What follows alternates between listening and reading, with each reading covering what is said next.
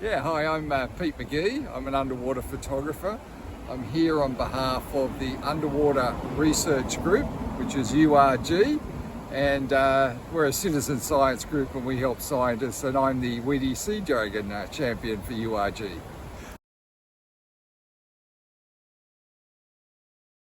Yeah, so we're at Kurnell today, which is on Botany Bay, which is a southern area of Sydney. So just behind us is the dive site.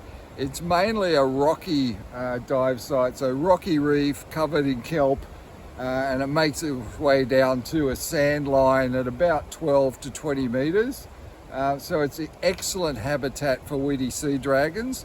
Weedy Seadragons like a mix of, well, they need kelp, and they're usually close to the sand line where they can find their food, which is mice and shrimp. So this is ideal Weedy Seadragon ecosystem. So Weedy Seadragons are like one of the most amazing animals on the planet.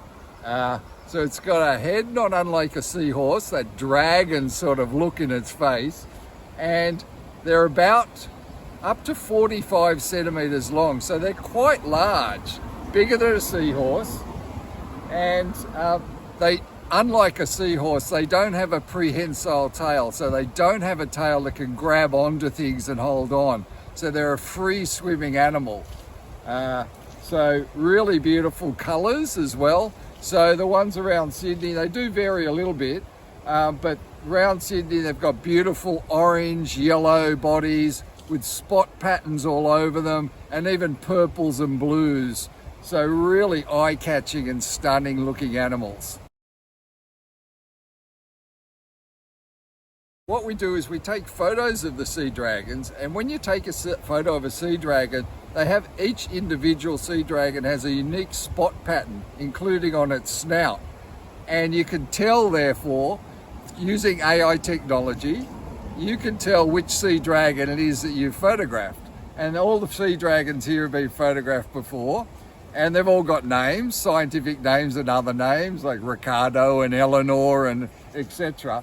And you can come back and you can take a photo of another sea dragon and match it. So what we're able to do with that is we're able to see how far these sea dragons travel.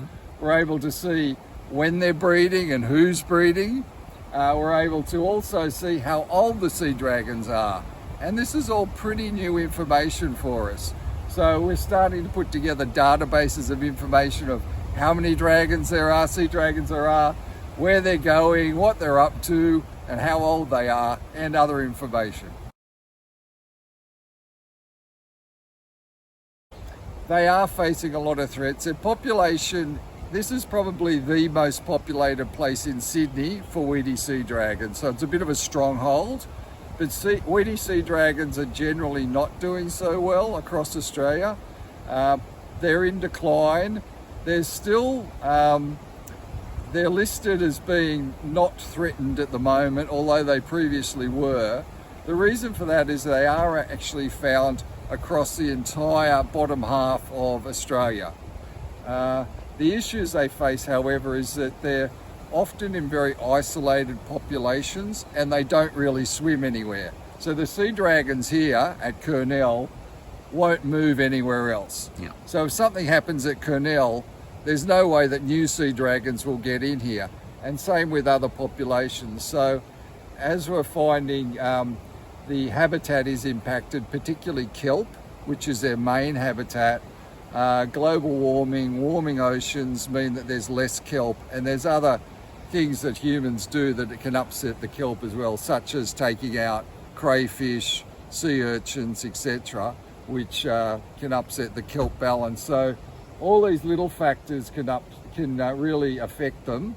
The other thing that we found 2 years ago in Australia is we had really big storms and like massive waves, really incredible amounts of rain, and we had 200 Weedy Seadragons wash up in the Greater Sydney area within the space of a year. And during one fortnight in April, we had about half of those, almost 100 sea dragons wash up on the shore. So the sea dragons themselves, they're not strong swimmers. They tend to be fairly deep in the water, but when you have massive oceans and waves coming through, then what will happen is they will get worked up and they won't be able to keep down. And if the waves push them onto shore, they'll be stranded. So massive storm events are also a real threat to the Weedies. And of course, there's predictions for more frequent, massive storms in future. So this is not good for them. I've had the privilege of seeing Weedy Seadragons when they're courting. So you might have like a male and female Weedy Seadragon. They put on a little bit of a dance routine. So, with their tails curling around, and they'll mimic each other in the water.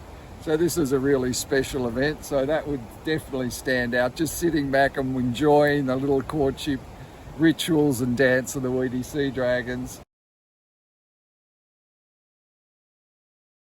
Yeah, well, even when I was small, I just went to the aquarium. I think for my 5th birthday, my parents said, do you want to have a birthday at home or do you want to take the family to the aquarium? And the answer was go to the aquarium. And I just never looked back. So I was the sort of kid that was in rock pools all the time, finding shellfish, trying to catch crabs, all that kind of thing. So from a very early age, I've just been right into the ocean. And when you live in Sydney, there's beaches everywhere.